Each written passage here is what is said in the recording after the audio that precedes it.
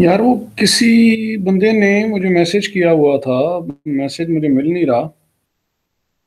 वो कह रहे हैं हमारी आज तक कोई सीएल की क्लास नहीं हुई है।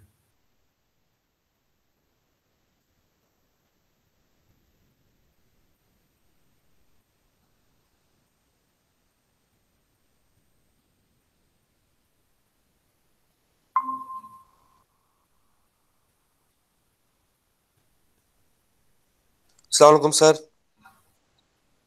ये साकिब कौन है? वालेकुम अस्सलाम रहमतुल्लाह। Saqib from BS6। BS वाले हैं कोई आप में से? नहीं सर, ये बी कॉम के।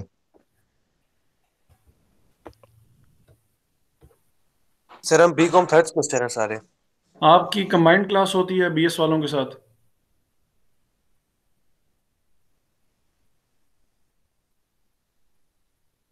Sir no idea about it. Sir वो ACL के साथ होती है हमारी कंबाइन। अच्छा। मैं फिर इस तरह करता हूँ, एक मिनट मुझे ज़रा टाइम दे, मैं ज़रा एजाज साहब से पूछ लूँ कि ये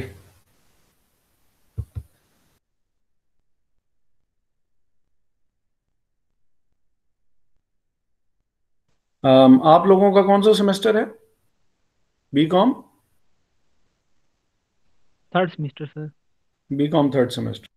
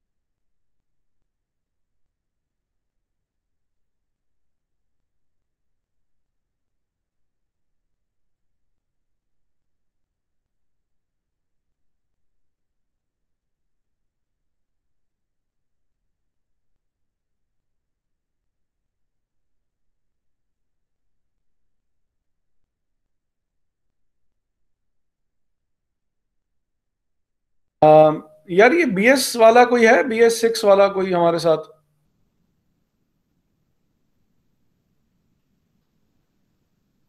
रियाज साहब। नहीं सर, कोई भी नहीं है।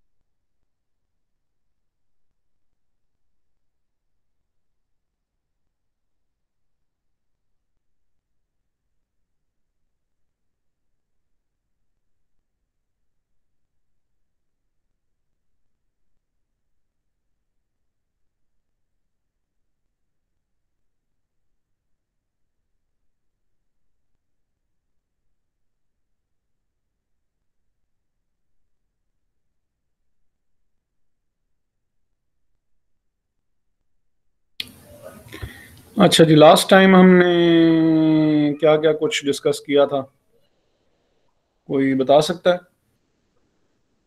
नसीब साहब।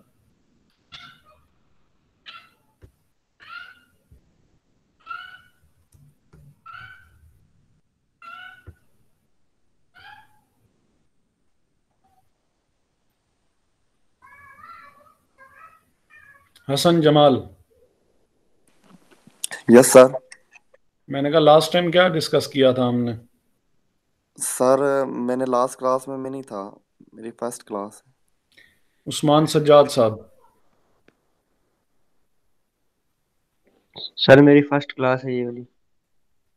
नैयर जमान। सर कंपनी के बारे में पढ़ा था, सोल प्रोप्राइटरशिप, पार्टनरशिप और कंपनी की जो टाइप्स।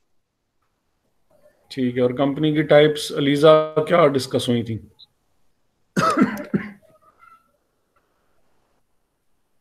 सर मैंने क्लास नहीं दी थी। अच्छा, अहमद रियाज साहब ने क्लास ली थी? नहीं सर, ये मेरी फर्स्ट क्लास है। शामिर अहमद। Yes sir. आप तो आए हुए थे ना? यस सर, आया हुआ था। अच्छा, तो कंपनी की टाइप्स कौन कौन सी थी? सर कंपनी की टाइप्स तो तीन थी, लेकिन फिलहाल आपने एक ही डिस्कस की थी, लिमिटेड बाय शेयर्स। ठीक हो गया। कंपनी जो है सर वो, मैं बताऊं आपको। जी जी जरूर, ये तो बहुत अच्छी बात है। सर हमने पढ़ा था performance agreement, operations of law, impossible of performance, ability of time. Sir हमने ये इसके बारे में डिस्कस किया था सर लास्ट क्लास में। ये तो हमने ये तो हमने चीजें डिस्कस की थी एसीएल में। ये जो सीएल है, हम तो सीएल की बात कर रहे हैं कि सीएल में क्या डिस्कस हुआ था लास्ट टाइम। वो कुछ लोगों ने बताया है कि सोल प्रोप्राइटरशिप और पार्टनरशिप और कंपनीज में हमने एक तो डिस्टिंक्शन क्रिएट की थी, और साथ में हमने ये देखा था कि वो क्या हो सकता है, कंपनी की टाइप्स कौन कौन सी हो सकती हैं, और उसमें से पहली टाइप जो थी, जो लिमिटेड बाय शेयर्स है, लिमिटेड बाय शेयर्स हमने डिस्कस की थी।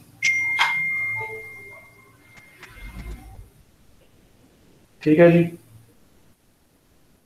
तो कंपनी वो बिजनेस फॉर्म है जिसमें कुछ कैरेक्टरिस्टिक्स का होना जो है वो जरूरी है। उसमें से एक जो है वो आ,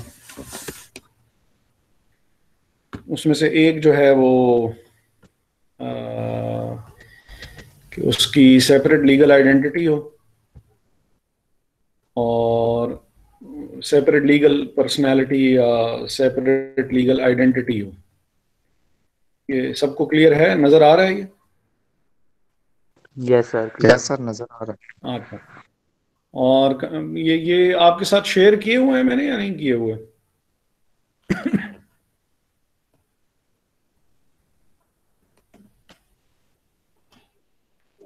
इसका मतलब है नहीं शेयर हुए हुए हैं। मुझे याद दिला दीजिएगा, मैं आप लोगों के साथ जो है ये भी शेयर कर लूं।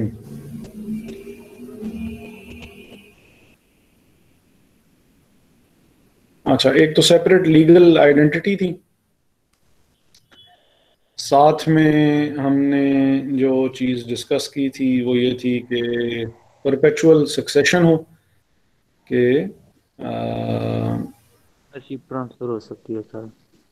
हाँ जी, तो उसमें ट्रांसफरेबिलिटी हो, कि ओनरशिप जो है वो ट्रांसफ़र हो सकती हो। और तीसरी चीज़ जो हमने डिस्कस की थी वो ये थी कि उसमें कॉमन ऐसी कॉमन बिजनेस जिसको मतलब कानूनी हैसियत हासिल हो, कानून मानता हो जिसे। हाँ जी, वो तो ये चीज़ हो गई, सेपरेट लीगल पर्सनैलिटी या सेपरेट लीगल एंटिटी हो गई।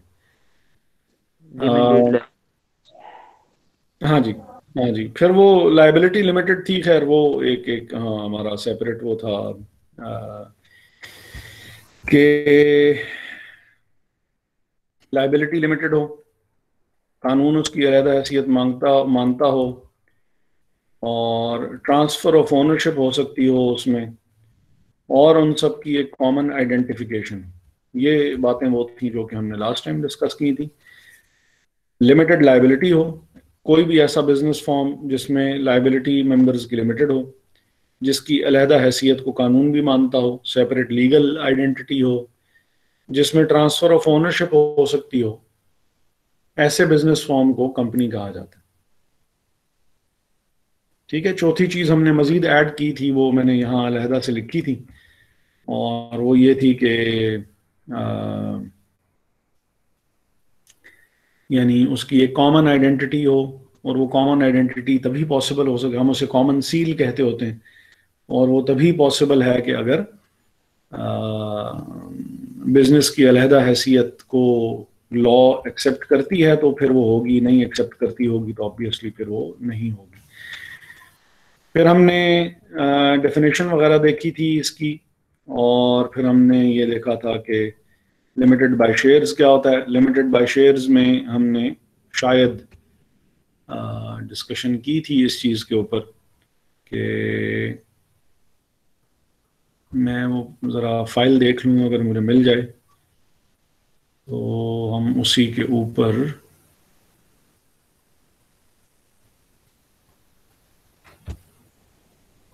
अच्छा फाइनेंशियल अकाउंटिंग नहीं है। चले हम इसी को, या हम नई एक फाइल क्रिएट कर लेते हैं। अच्छा जी, नहीं है, हम एक क्रिएट कर लेते हैं जी, चलें, और हम इसको लगा देते हैं स्क्रीन शेयरिंग पे, ताकि हम इजीली बैक एंड फोर्थ जा सकें।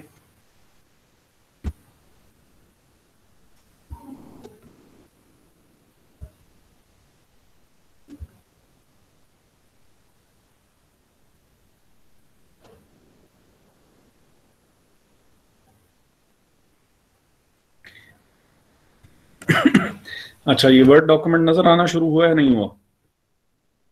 जी सर, नजर आ रहा है।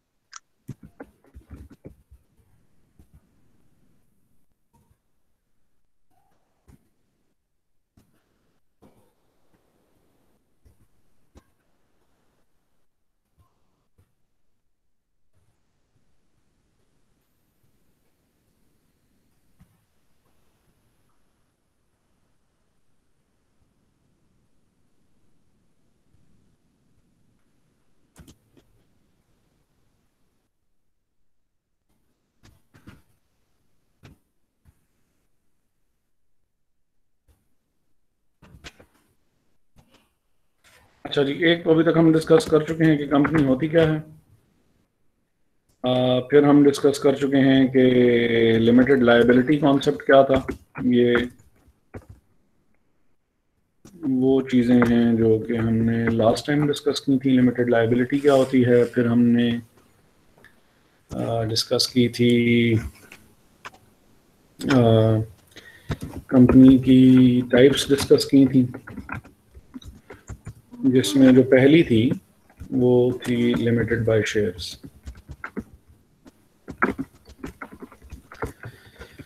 और हमने ये बात किया था कि लायबिलिटी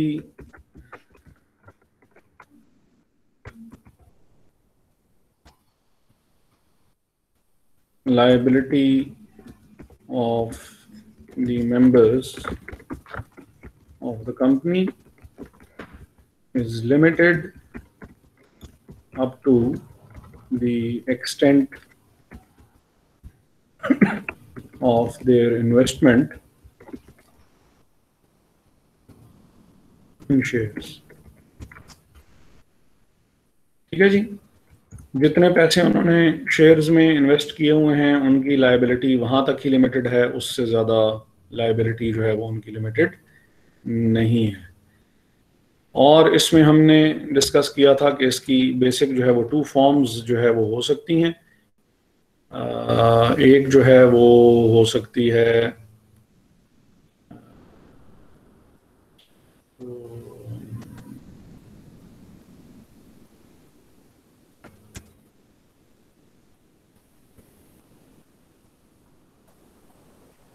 एक जो है वो प्राइवेट लिमिटेड कंपनी थी,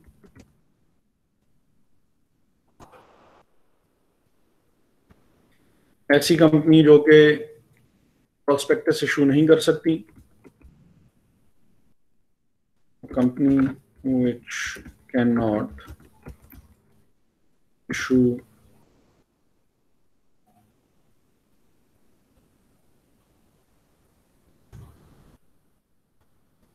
company which cannot issue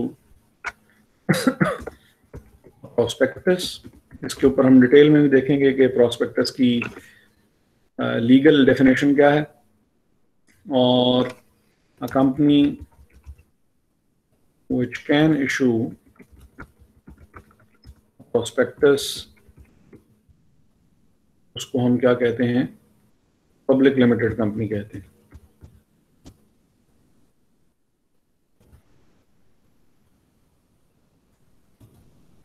screen कौन सी वाली शो हो रही है आपको, वर्ड की? Yes sir. Yes sir. ठीक है। अच्छा, फिर इसमें जो मिनिमम तादाद है, minimum number of members can be 1 and up to 50। Minimum एक हो सकता है जिसको हम सिंगल मेंबर कंपनी कहते हैं, SMC, सिंगल मेंबर कंपनी। और मैक्सिमम जो है वो मैक्सिमम जो है वो इसमें 50 तक हो सकते हैं। ठीक है जी, ये दूसरा फर्क है। तीसरा फर्क इसमें और पब्लिक लिमिटेड कंपनी में क्या है कि for the arrangement of capital, such companies will resort to private placement। पैसे इकट्ठे करने हैं, ओपन ऑफर नहीं लगा सकती हैं, इश्तिहार नहीं दे सकती हैं, उसको किसी ना किसी जानने वाले से ही राब्ता करके और प्राइवेट प्लेसमेंट करवानी पड़ेगी। ठीक है, तो ये हो गई हमारी प्राइवेट लिमिटेड कंपनी जो कि हमने लास्ट टाइम डिस्कस की थी। और पब्लिक लिमिटेड कंपनी जो होती है, पब्लिक लिमिटेड कंपनी एक ऐसी कंपनी जो कि प्रॉस्पेक्टस इशू कर सकती है and can make an open offer to general public or investment। Investment के लिए वो जनरल पब्लिक को बुला सकते हैं, जबकि प्राइवेट कंपनी जो है वो ये काम नहीं कर सकती है। ठीक है। और इसमें जो बंदा भी शेयर होल्डर होगा या जो मेंबर होगा, उसकी लायबिलिटी जो होगी वो उसके नंबर ऑफ शेयर्स तक जो है वो, जितनी इन्वेस्टमेंट उसने शेयर्स में की हुई है उतने ही पैसे आप उनसे वाइंडिंग अप के केस में आप मांग सकते हैं। जब कंपनी बंद कर रहे हों और आपको पैसे चाहिए हों कि आप क्रेडिटर्स को पैसे वापस करें, जैसे हमने आज वो ऑफिशियल रिसीवर और ऑफिशियल असाइनी वाले केस में भी हमने बात की है, आज ही की है। तो इस केस में भी जो वो होगी, जो कंपनी होगी, कंपनी बेसिकली यानी उससे पैसे मजीद शेयर होल्डर्स से नहीं मांगे जा सकते। जो फॉर्मेट होगा, जो प्रोसीजर होगा, वो वही वाला फॉलो होगा जो हमने आज बात की पिछले लेक्चर में, जो कि CL का था। लेकिन शेयर होल्डर्स क्योंकि पहले ही जब उन्होंने शेयर्स खरीदे थे तो पैसे वो उसी वक्त अदा कर चुके थे, तो इस वजह से उनसे मजीद और पैसे नहीं मांगे जाएंगे। वह जितने पैसे उन्होंने अदा कर दिए हुए हैं बस सिर्फ उतने ही उनसे मांगे जा सकते हैं, मजीद उनसे पैसा मांगा नहीं जा सकता है। तो ये मतलब हुआ लिमिटेड बाय शेयर्स का। सेकंड जो कंपनी थी वो थी लिमिटेड बाय गारंटी। इसके ऊपर भी मुझे तो याद पड़ता है कि हमने इसके ऊपर भी डिस्कशन की थी। चलें खैर, बहरहाल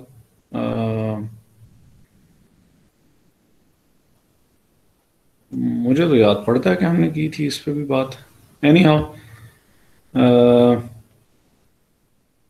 ये है जी प्राइवेट कंपनी की टाइप्स। सिंगल मेंबर कंपनी भी हो सकती है, एसएमसी इसको कहते हैं, SMC Pvt. Pvt basically private के लिए लफ्ज कंपनी के साथ लगाया जाएगा। ये जो सफिक्स है, सफिक्स उर्दू में लाहके को कहते होते हैं कि किसी स्पेसिफिक वर्ड के बाद ये चीज आया करती है, और साबका बेसिकली होता है कि जो जिसको प्रीफिक्स कहते हैं और इंग्लिश में, कि वो किसी लफ्ज से पहले आया करता है। तो बहरहाल suppose Nayyar SMC PVT limited, मतलब इसका क्या होगा कि नैयर साहब वो वाहिद आदमी है जो कि कंपनी चला रहे हैं, और ये प्राइवेट लिमिटेड कंपनी है क्योंकि पीवीटी जो है वो ये शो कर रहा है कि ये कंपनी प्राइवेट है, एसएमसी शो ये कर रहा है कि ये कंपनी एक ही बंदा चला रहा है, और लिमिटेड का लफ्ज जो है वो ये शो कर रहा है कि ये इसमें जो लाइबिलिटी है नैयर साहब की, वो जितनी उन्होंने इन्वेस्टमेंट कर दी है ऑलरेडी बस उसी तक महदूद है। इनकी जाती जायदाद के पीछे कोई भी नहीं आ सकता। अगर पैसे जो है वो कंपनी बंद हो रही हो और पैसे उनको चाहिए हों, उनकी जाती जायदाद के पीछे कोई नहीं आ सकता। इस चीज को लिमिटेड लायबिलिटी कहते हैं। उस्मान सज्जाद साहब इस बात को दोहरा देंगे।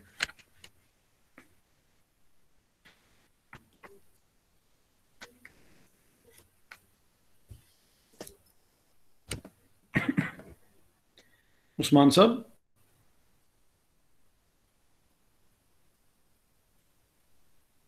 हसन जमाल,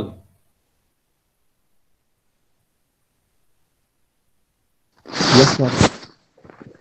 जी जो बातें मैंने की मैंने कहा उसको दोहरा देंगे। जी sir. Sir single private limited company जो होती है इसमें जो मैक्सिमम जो होते हैं बंदे वो होते हैं इसमें 2। एक, ये आप इसका मतलब है लेक्चर नहीं सुन रहे थे आप। अलीजा जफर। नहीं सर, सुन रहा हूँ, देख भी रहा हूँ सर। अलीजा जफर। और जिन लोगों के लिए मैं बात रिपीट कर रहा हूं वो तो सुन लें।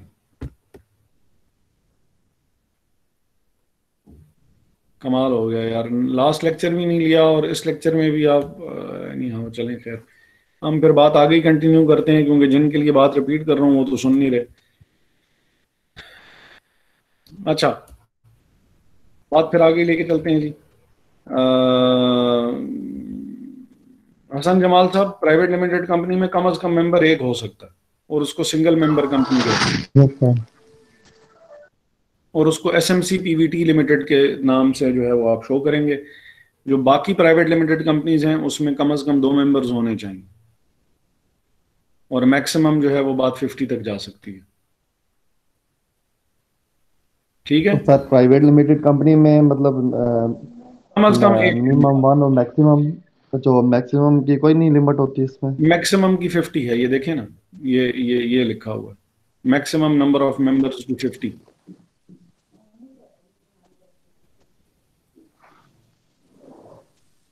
क्लियर है? ये नजर आ रहा है कि नहीं आ रहा? क्लियर। जी जी सर, आ रहे हैं। ठीक है, ये मिनिमम जो है वो हो गई 1, जिसको सिंगल मेंबर कंपनी कहेंगे। मैक्सिमम हो गए 50। पहले बिल्कुल ऐसे ही हुआ करता था कि मिनिमम 2 हुआ करते थे और मैक्सिमम 50 हुआ करते थे। पहले ऐसे ही होता था, लेकिन वो बहुत पहले, वो यानी 2000, इफ आई रिमेम्बर करेक्टली, तो ये 2003 में प्रोविजन आई थी सिंगल मेंबर कंपनी की। उसके बाद फिर कि भाई एक बंदा भी कंपनी अगर बनाना चाहे तो बना सकता है। अगर ये ऑप्शन 2 बंदों के लिए है कि वो अपनी लायबिलिटी लिमिट कर सकते हैं, तो बेचारे एक बंदे के लिए भी ये पॉसिबिलिटी होनी चाहिए कि वो इस चीज को लिमिट जो है वो करना चाहे तो कर सकता है। ठीक है जी। अच्छा, पब्लिक लिमिटेड कंपनी वो है जिसकी डेफिनेशन जो लॉ में है वो तो खैर बहुत ही सिंपल है। Public company means a company which is not a private company. लेकिन बहरहाल वो आपकी सहूलत और आसानी के लिए, a company which can issue a prospectus and can make an open offer to general public for investment, ऐसी कंपनी को हम पब्लिक लिमिटेड कंपनी कहेंगे, आपकी सहूलत और थोड़ा सा याद रखने के लिए।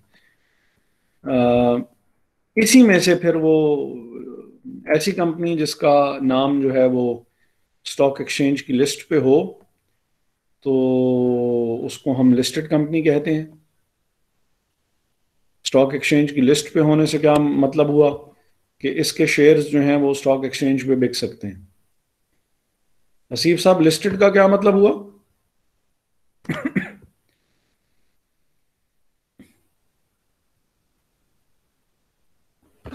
हसीब साहब,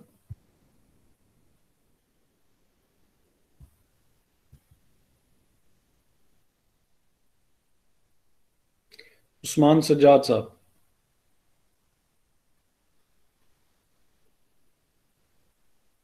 क्या सर?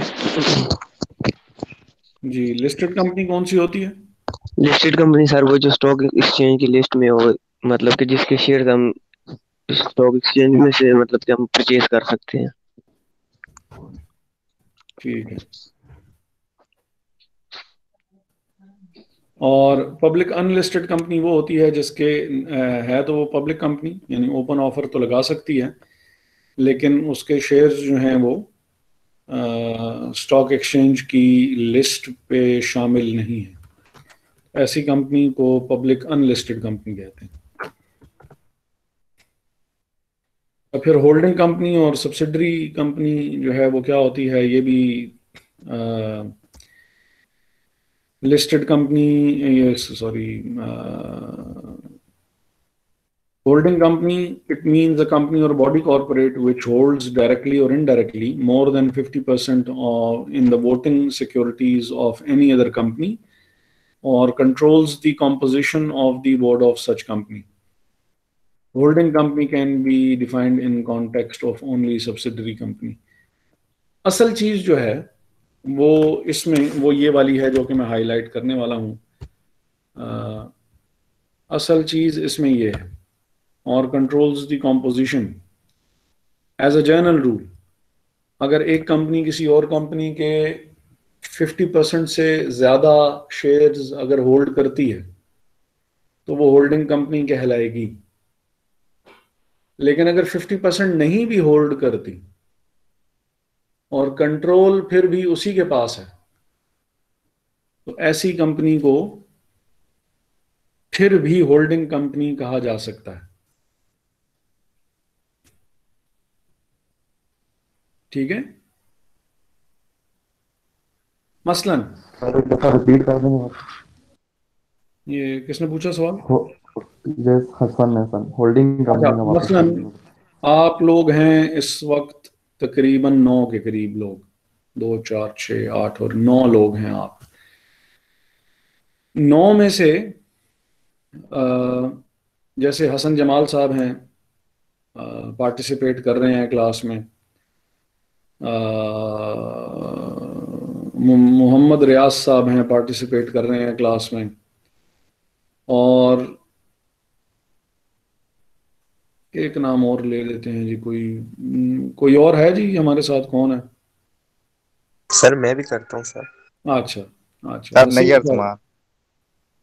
नैयर जमान साहब हैं जी। चलें, तीसरे वो लोग हैं, वो चौथे हसीब साहब हैं। आप 4 लोग हैं। जो कि क्लास में पार्टिसिपेट कर रहे हैं। बाकी इस वक्त जो है वो ख्वाब खरगोश में जो है वो मैं मसरूफ भी हूँ। करता हूँ, मेरे से सवाल पूछते हैं, आपको जवाब देता हूँ। सर बहुत बहुत शुक्रिया सर। बस वो थोड़े बहुत मैंने कहा मैं ज़रा नाम लेना था कि ज़रा पॉइंट को क्लैरिफाई कर सकूं कि कंट्रोल से क्या मतलब है। मसलन उस्मान साहब सजाद साहब क्लास में हैं तो सही, अलीज़ा जफ़र भी क्लास में हैं तो सही, यस सर। लेकिन लेकिन खामोश थी। जब मैंने सवाल इनसे पूछे तो ये खामोश थे। इसी तरह कंपनी में सपोज के सपोज कंपनी में 55% लोग वो हैं, 55% of the shareholders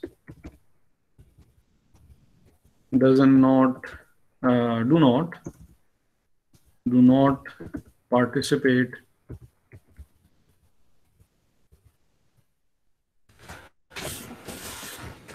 do not participate in meetings held by the company. Therefore, are not part of the decision making. 55% share holders तो पार्टिसिपेट करते ही नहीं, कंपनी की मीटिंग्स में नहीं आते। उनका सिर्फ ये ऑब्जेक्टिव है कि कंपनी के शेयर की प्राइस जैसे ही बढ़ेगी हम कंपनी के शेयर्स को बेच के और किसी और कंपनी के शेयर्स खरीद लेंगे। एंड 45% जो कि रिमेनिंग है, 45% of the share holders does share 45% of the shareholders do engage in the meetings and decision making. So the company would be considered as controlled by the 45%. अब although ये 50% वाली condition पूरी नहीं कर रहे, जो कि हमने अभी यहां देखी है कि इट मीन्स अ कंपनी और बॉडी कॉर्पोरेट विच होल्ड्स, कोई भी कंपनी किसी और कंपनी की अगर मोर देन 50% शेयर्स होल्ड करती है, खरीदे हुए हैं उसने, तो वो कंपनी दूसरी कंपनी की होल्डिंग कंपनी कहलाएगी। लेकिन असल बात 50% की नहीं है और controls the composition of the board of such other company. Control उसके हाथ में है, किसका? बोर्ड ऑफ डायरेक्टर्स का। डायरेक्टर्स की अपॉइंटमेंट, डायरेक्टर्स का रिमूवल, डायरेक्टर्स के थ्रू डिसीजन मेकिंग इनके हाथ में। जो कि हमने ये डिस्कस किए कि ये 45% है, लेकिन बोर्ड के ऊपर कंट्रोल इनका अगर है, board means board of directors, उनके ऊपर अगर कंट्रोल इनका है 45% का, तो कंपनी इन्हीं की ये वाली कंपनी ही होल्डिंग कंपनी कहलाएगी, बावजूद इसके कि इनके पास ये 50% वाली कंडीशन पूरी नहीं हो रही। ठीक है। और सब्सिडरी कंपनी वो होती है जिसके आपने 50% से ज्यादा शेयर्स लिए हुए हैं या जो आपके कंट्रोल में है, उसको सब्सिडरी कंपनी कहते हैं। It means a company or body corporate whose more than 50% voting securities are held or controlled by such other company, some other company or such other company controls the composition of the board. तो जो जिसने खरीदे हुए हैं shares वो holding company कहलाती है, जिसके खरीदे गए हैं शेयर्स वो सब्सिडरी कंपनी कहलाती है। ठीक है।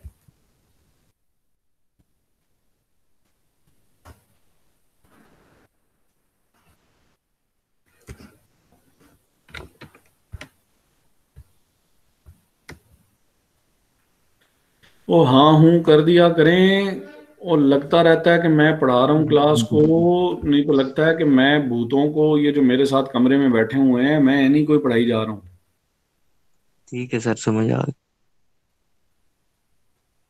ये बाकी भी सुन रहे हैं कि नहीं सुन रहे हैं? Yes sir. सुन रहे हैं सर। बहुत बहुत शुक्रिया। बस वो इस तरह वो ना कुछ थोड़ी बहुत ना कुछ हाँ हूँ करते रहा करें, दिल लगा रहता है।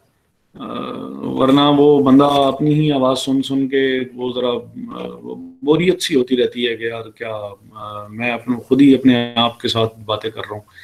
तो प्लीज थोड़ा सा पार्टिसिपेट कर दिया करें।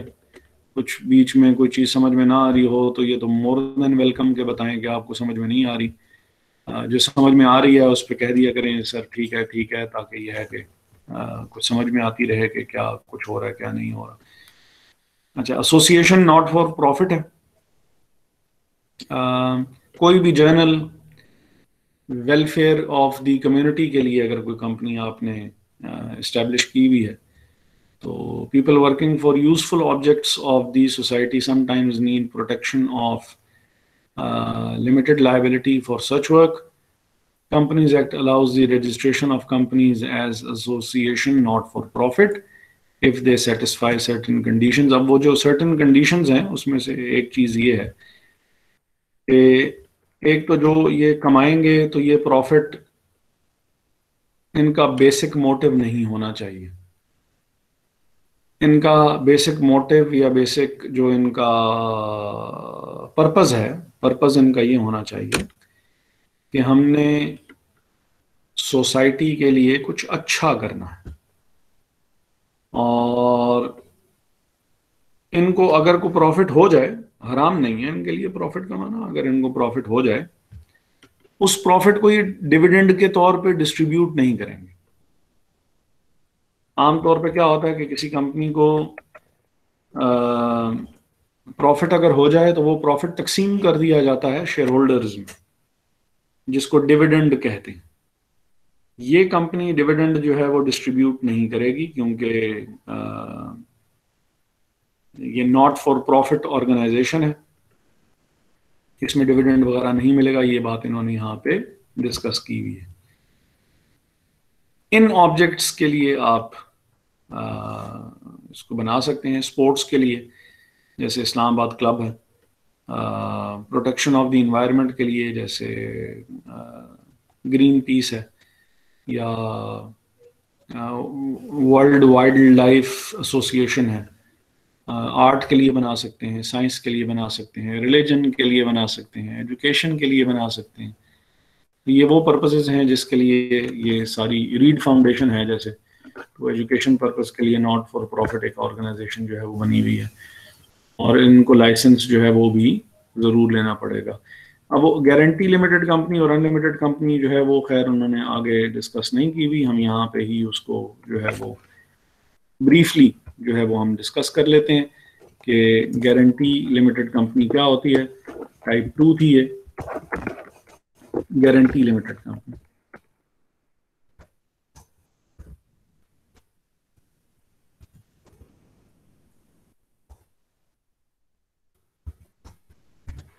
गारंटी लिमिटेड कंपनी है जिसमें the members, the liability of the members is limited up to the guarantee given by them to the creditors, in addition to the amount invested. अगर किसी ने शेयर्स लिए हुए हैं किसी कंपनी में 2.5 लाख रुपए के, तो वो बंदा जो कि शेयर होल्डर है वो ही बंदा गारंटी दे रहा है कि in case of winding up, जब कंपनी बंद हो रही होगी तो मैं कंपनी के कंपनी के लिए अगर कंपनी को पैसों की जरूरत पड़ी तो मैं गारंटी देता हूं in addition to the amount invested in shares और अदरवाइज। जो मैंने शेयर्स में इन्वेस्टमेंट की हुई है मैं उसके अलावा भी गारंटी देता हूं कि मैं आपको इतनी अमाउंट पे करूंगा।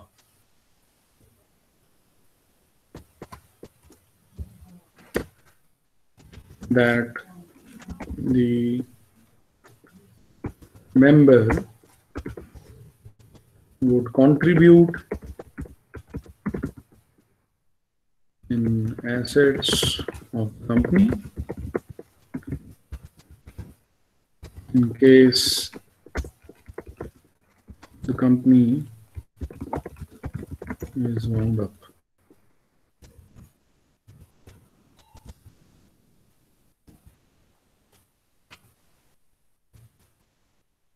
सिर्फ इस केस में अगर कंपनी बंद हो रही हुई तो, इसके अलावा नहीं। कंपनी को लॉस हो गया, मैं लॉस पूरा करके देने का पाबंद नहीं हूं। हाँ, अगर कंपनी बंद हो रही है तो मैं क्योंकि पहले गारंटी दे चुका हूं कि मैंने जो शेयर्स में इन्वेस्टमेंट की थी उसके अलावा भी 1 करोड़, 2 करोड़, 3 करोड़, 50 लाख, 70 लाख, 30 लाख, 5 लाख, 10 लाख, जो भी मैं गारंटी दे रहा हूं आपको अभी से ही। आज मैंने शेयर्स खरीदे हैं, आज ही मैं गारंटी दे रहा हूं कि ये जो शेयर्स मैंने खरीदे हैं और इसकी जो अमाउंट मैं आपको पे कर चुका हूं, इसके अलावा भी मैं आपके एसेट्स में मजीद भी इन्वेस्टमेंट करूंगा, कंट्रीब्यूट करूंगा। ऐसी कंपनी को गारंटी लिमिटेड कंपनी कहते होते हैं। और ये 2 तरह की हो सकती है। Number 1, having a share capital.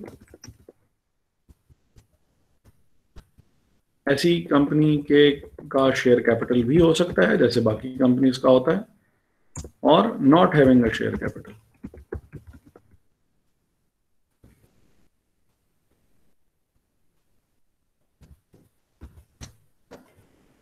ठीक है जी। और जो लास्ट फॉर्म थी कंपनी की, वो थी, लास्ट फॉर्म जो थी वो थी अनलिमिटेड कंपनी। और अनलिमिटेड कंपनी वो होती है जो कि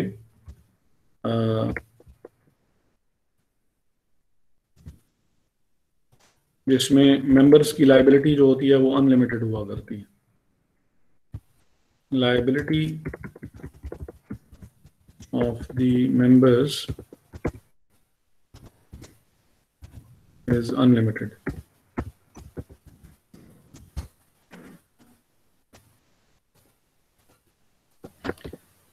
Liability of the members is unlimited.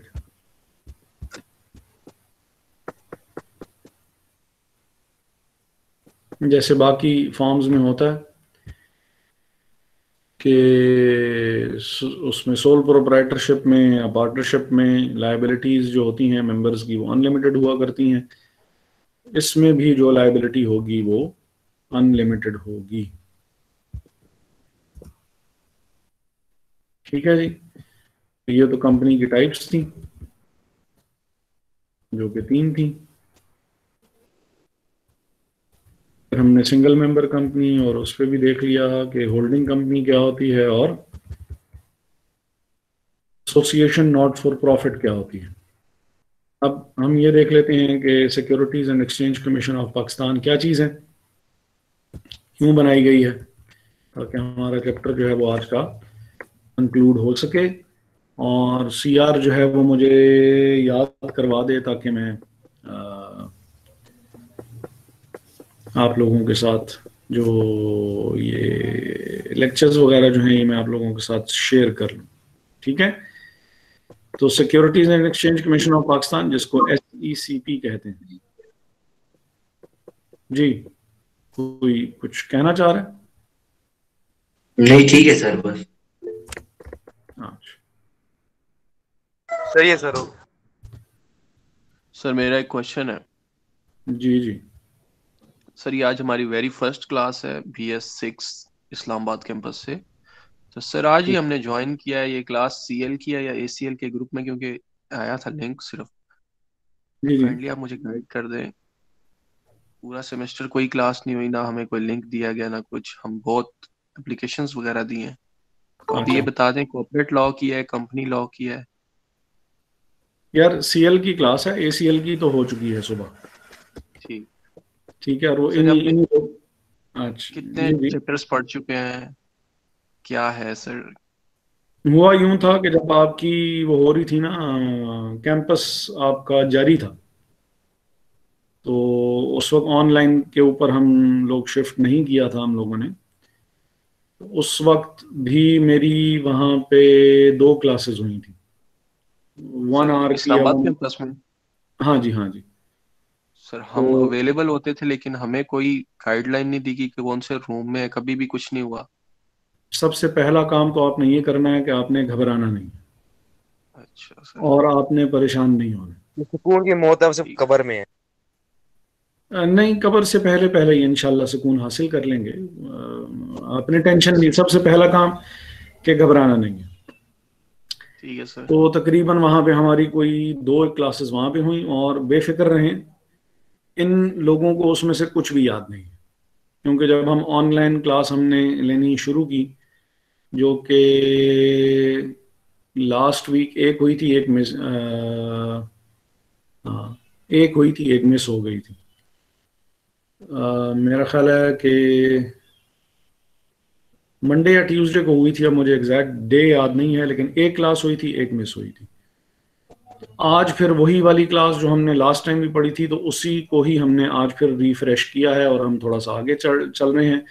तो आप ऑल इन ऑल ये समझ लें कि आपका मैक्सिमम भी एक ही चैप्टर मिस हुआ है, जो कि आज हमारा कंप्लीट हो जाएगा। ठीक है सर। ज़्यादा कुछ इतना मिस नहीं हुआ। जो भी आपके बीएस वाले भाई हैं, उन तमाम यस बीएस सर। वाले भाइयों से आप अर्ज कर लें, उनको तैयार कर लें। एक तो पहला काम आपने ये करना है कि घबराना नहीं है।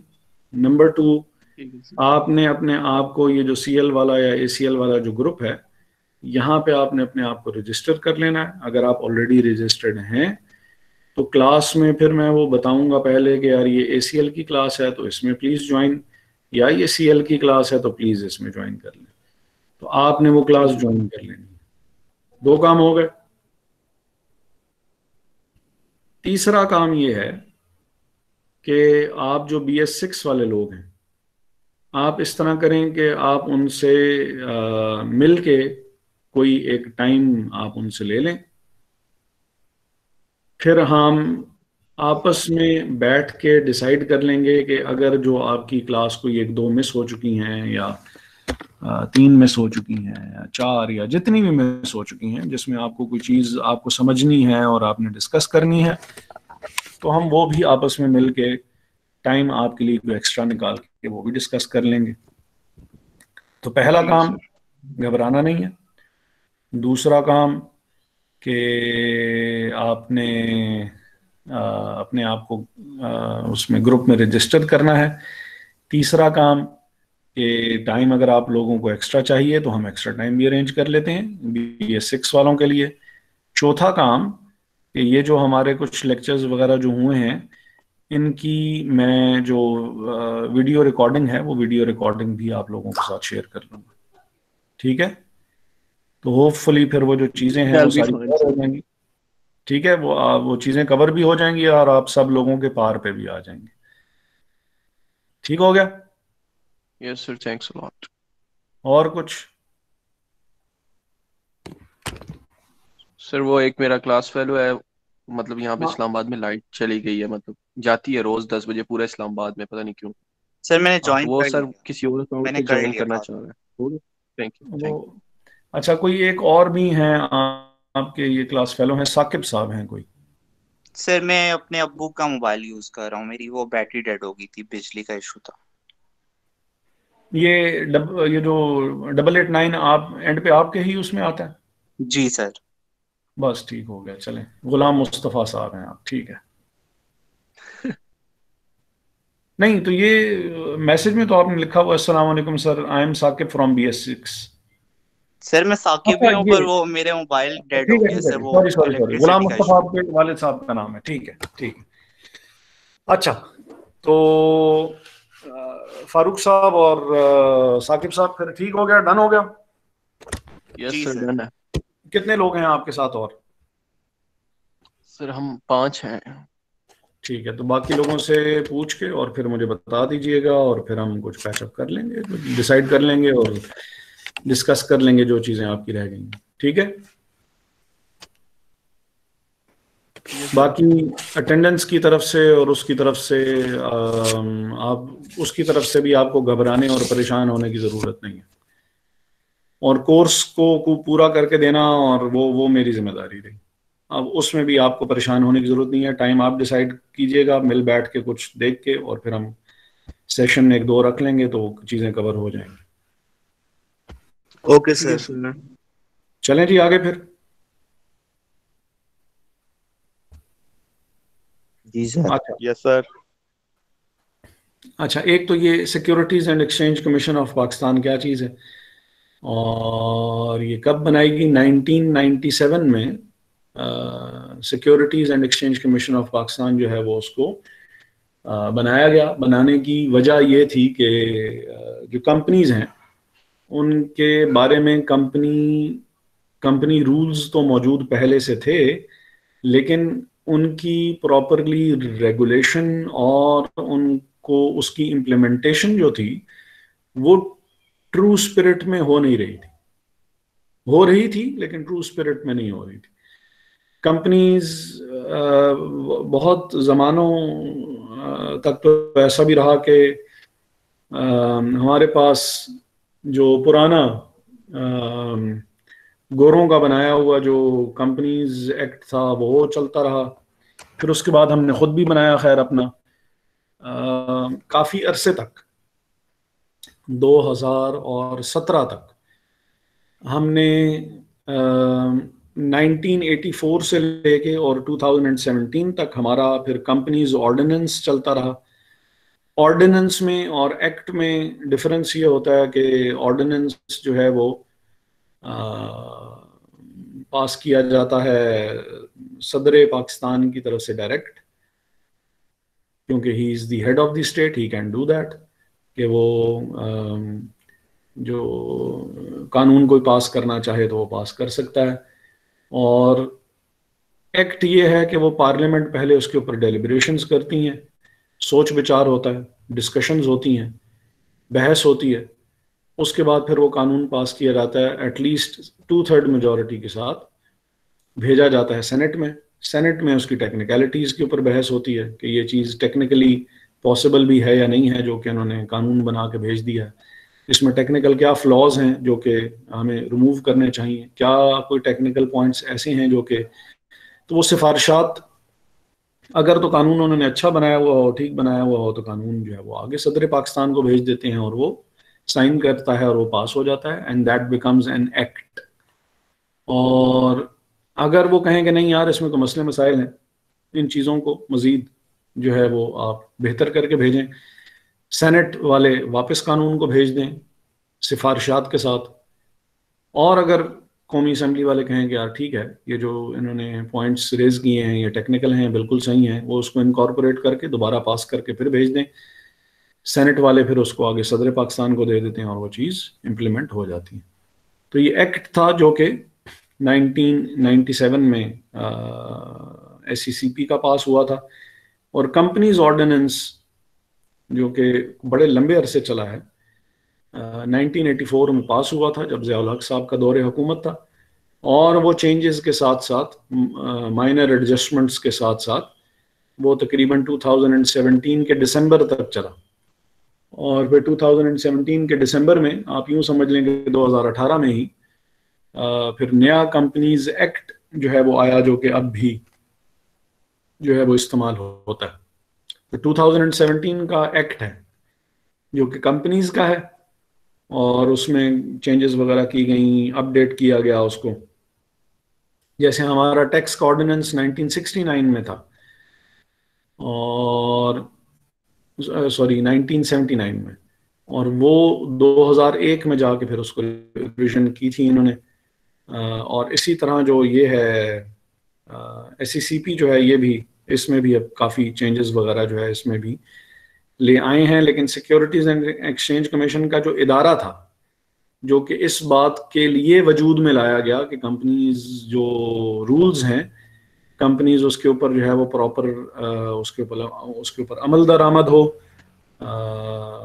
प्रॉपर तरीके से जो है वो चीज़ें चलाई जाएं, और स्टॉक एक्सचेंज जो है वो उसको रेगुलेट किया जाए, और उसमें भी जो लोग अपॉर्चुनिस्ट लोग होते हैं, जो कि बेचारे गरीब इन्वेस्टर्स का इस्तेहसाल वगैरह करते हैं और फ़ायदा उठाते हैं अपना, तो उन लोगों का रास्ता भी रोका जाए। तो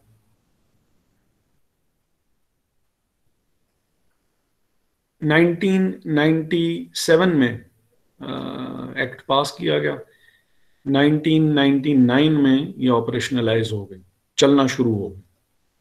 पुराना नाम इसका कॉरपोरेट लॉ अथॉरिटी थी, प्यार से हम उसको CLA कहा करते थे। अब हम securities and exchange commission of Pakistan नहीं कहते, SECP कहते होते। ठीक है, वो लफ्ज हो सकता है कि आपने आज से पहले सुना हुआ भी हो। तो मेन ऑफिस इनका जो है वो फेडरल कैपिटल में है, बाकी जगहों पे भी इनके ऑफिसेज पाकिस्तान में और जगहों पे भी हैं। मेजर जो सिटीज़ हैं उनमें इनका ऑफिस है। ये मेन रेगुलेटिंग बॉडी है। अब पार्स वगैरह क्या हैं वो खैर हम इसकी बाद में आराम से वो भी साथ साथ जो है वो देखते रहेंगे। लेकिन ये तमाम की तमाम कंपनीज, बेशक वो नॉर्मल कंपनीज हो, इंश्योरेंस हो, बैंकिंग हो, किसी किस्म की कोई कंपनी भी जो है वो उसको कंट्रोल जो है वो यही करती है। स्टॉक एक्सचेंज को भी रेगुलेट करना बेसिकली काम इन्हीं का ही है। ये मुदारबाज क्या होते हैं, शायद हमने डिस्कस किया हुआ है ये कि मुदारबा पता क्या होता है?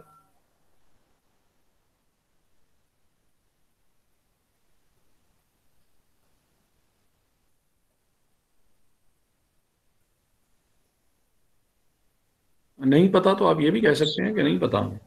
नहीं सर। हाँ, तो ये घबराने वाली तो बात ही कोई नहीं होती है, यानी सिर्फ यही कहना होता है सर पता नहीं है।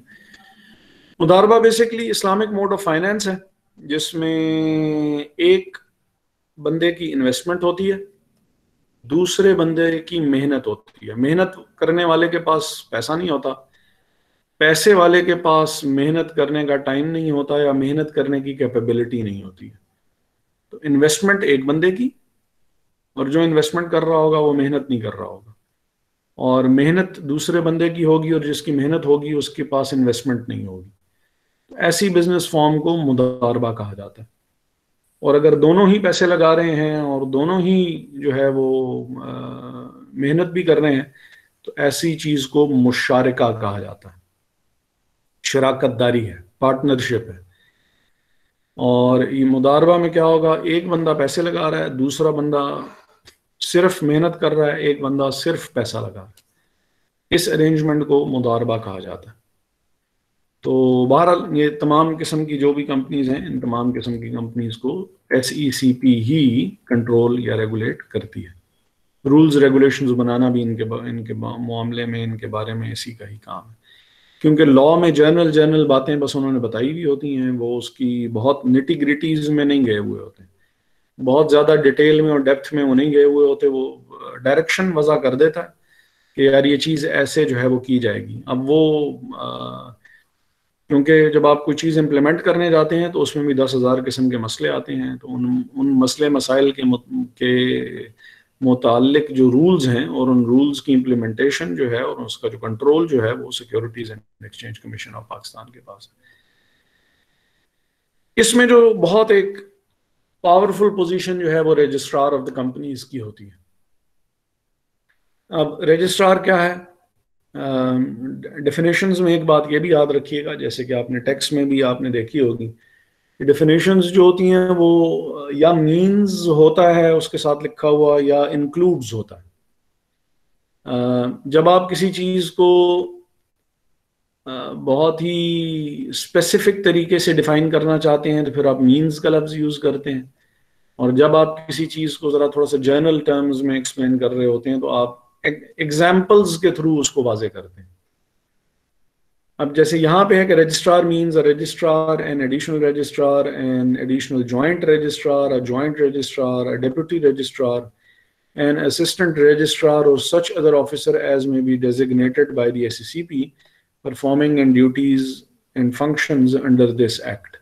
वो बंदा जो कि कंपनीज की रजिस्ट्रेशन और कंपनी के जो मामलात चला रहा होगा उस बंदे को हम रजिस्ट्रार कहेंगे। और रजिस्ट्रार जो है वो खाली खुली रजिस्ट्रार ही नहीं, एडिशनल रजिस्ट्रार भी होगा, जॉइंट रजिस्ट्रार भी होगा, एडिशनल जॉइंट रजिस्ट्रार भी होगा, डेप्यूटी रजिस्ट्रार भी हो सकता है, असिस्टेंट रजिस्ट्रार भी हो सकता है, और भी कोई नई पोस्ट ही अगर क्रिएट करके और उसको कहें कि भाई ये भी रजिस्ट्रेशन के मामलात ही देखेगा तो उसको हम रजिस्ट्रार कहेंगे।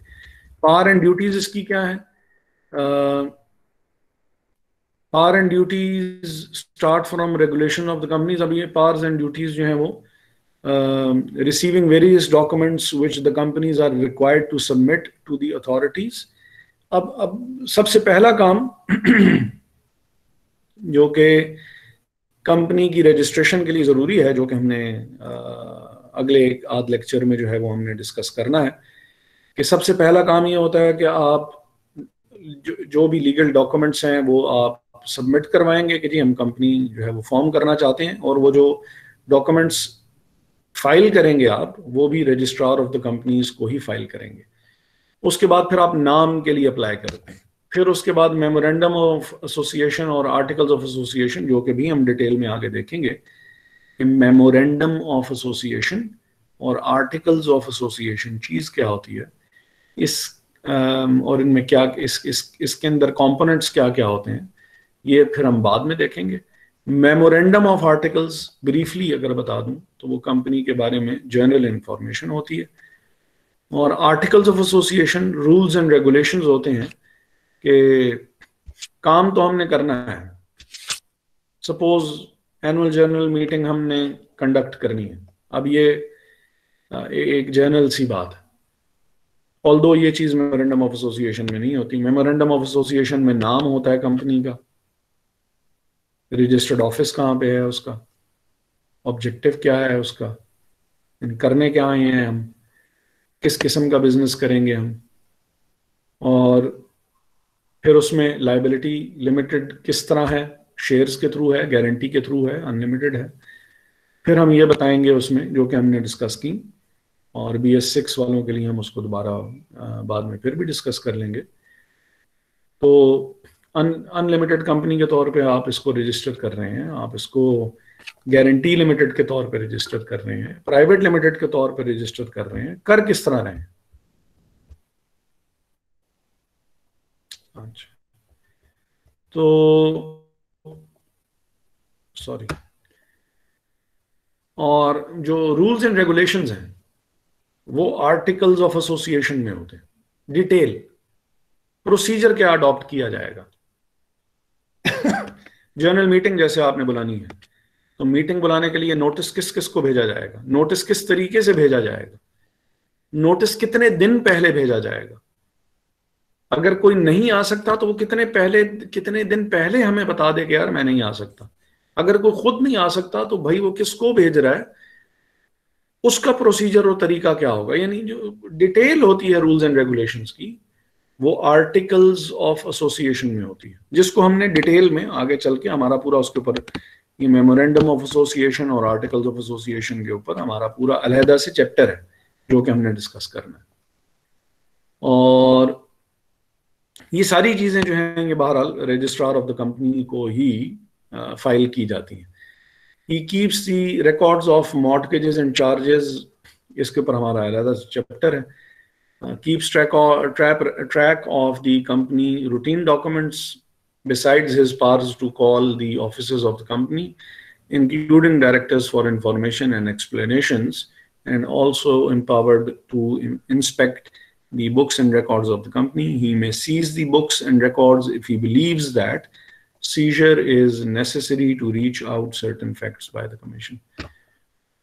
डायरेक्टर्स को भी बुलवा सकता है इंफॉर्मेशन हासिल करने के लिए, अपने ऑफिसर्स को भी मैनेज करना इसी रजिस्ट्रार नहीं होगा, और डिफरेंट कंपनी के जो मॉर्टगेजेस एंड चार्जेस हैं, जो लोन वगैरह लिया हुआ है और वो किस तरह लिया हुआ है और उसकी कंडीशंस क्या हैं, और पेमेंट कैसे दी जाएगी, इंटरेस्ट रेट क्या होगा, जो आपने सिक्योरिटी के तौर पे जो आज हमने एसीएल की क्लास में डिस्कस किया कि सिक्योरिटी क्या होती है, कि आपने जमानत के तौर पे जिससे आप उधार ले रहे होते हैं, मॉर्टगेज में भी आपने गिरवी रखवाई है कोई चीज, उधार लिया है तो उसके लिए कोई गारंटी के तौर पे कुछ चीज गिरवी रखवानी पड़े, आपको पैसे रखवाने पड़ेंगे, पैसे क्या क्या सॉरी, कोई जमीन जायदाद के कागजात सपोज के वो आपको रखवाने पड़ेंगे, तो फिर आपको उधार बैंक देगा या मॉर्टगेज कंपनीज देंगी।